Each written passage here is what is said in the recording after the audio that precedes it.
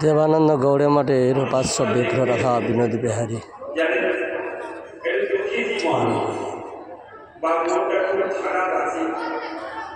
চন্দ্রযাত্রায় তৃতীয় দিবসে পদার্পণ করেছে, তাই চন্দন সরোবরে তৈরি করেছে।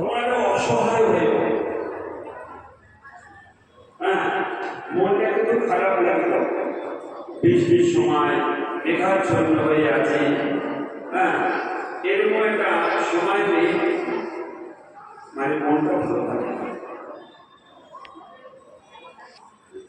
তো সীতাদেবীকে জিজ্ঞাসা করছেন, প্রভু তুমি হলো রাজপুত্র, তুমি রাজার ছেলে, আপনি রাজরানী, রাজকন্যাও চন্দ্র সম্বন্ধে গোপীনাথ সম্বন্ধে পাঠ হয়েছে। গোপীনাথ উদ্দেশ্যে পাঠ করতে চলছে।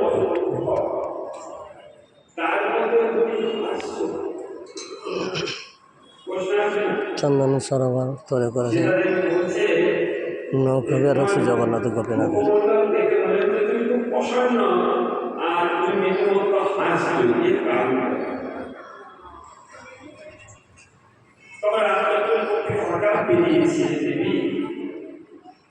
আমার পূর্বের আমি বিরাট কথা মনে করেছি, এই যে গরুগুলো ছুটছে না লেজ খারাপ করে ঋষিদের আশ্রমে, এর পরবর্তী কাজে আমি উচ্চারণ করি। তখন আমার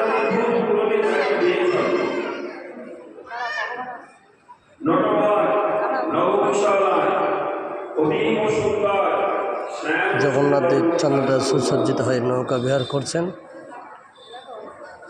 দেবানন্দ গৌড়িয়া মাঠে চন্দন সরোবরে পদ্ম প্রস্ফুটিত সরোবর।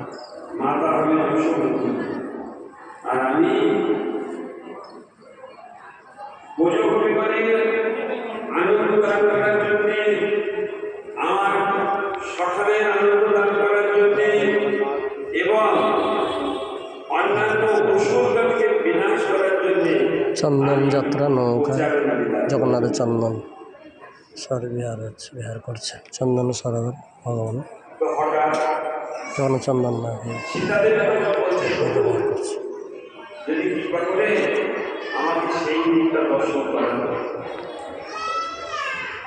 আপনার যে তারপর যদি আপনি আসবেন সেই রূপটা আপনার কিরকম,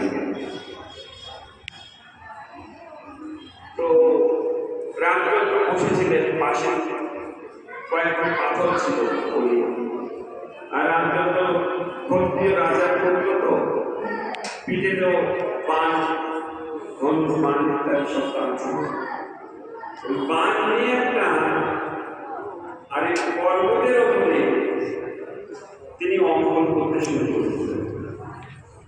এরকম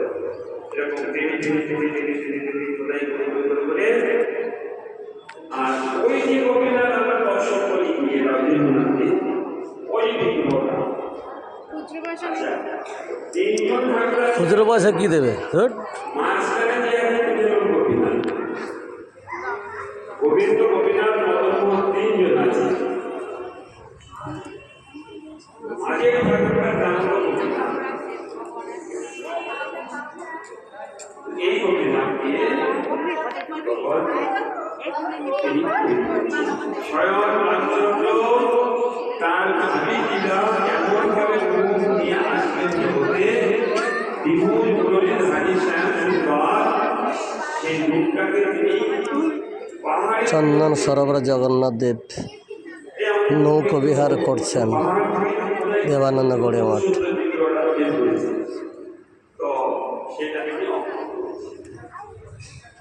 চোখটা যখন ফিনিশিং দেবেন তখন হঠাৎ রক্ত বেরিয়ে তখন আমাদের বলছেন যে দেবী এখন কি হবে, এই যে রক্ত বেরিয়ে গেছে মানে প্রাণ প্রতিষ্ঠা হয়ে গেছে। প্রাণ প্রতিষ্ঠা করার বিগ্রহ তার প্রতি জল পূজা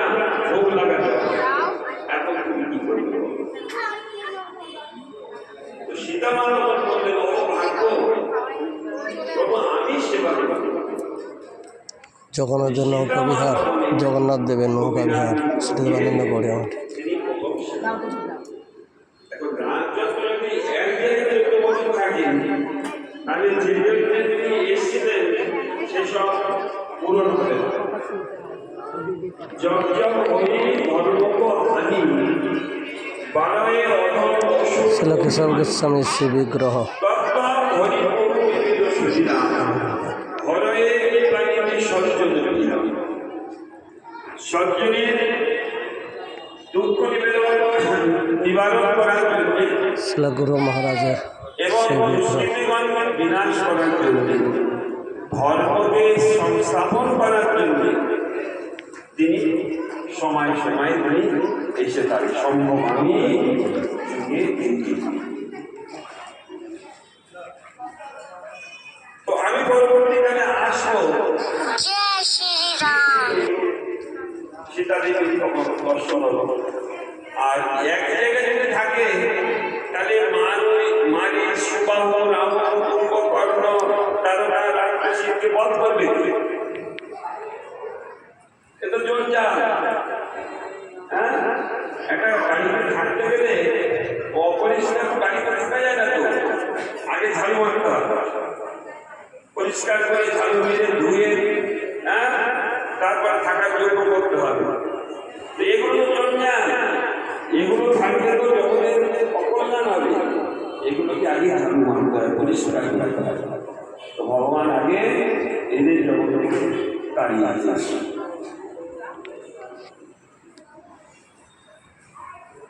এখন যতদিন চিত্রকূট পর্বতে ছিলেন ততদিন সীতামা এই গোপীনাথের সেবা করতেন।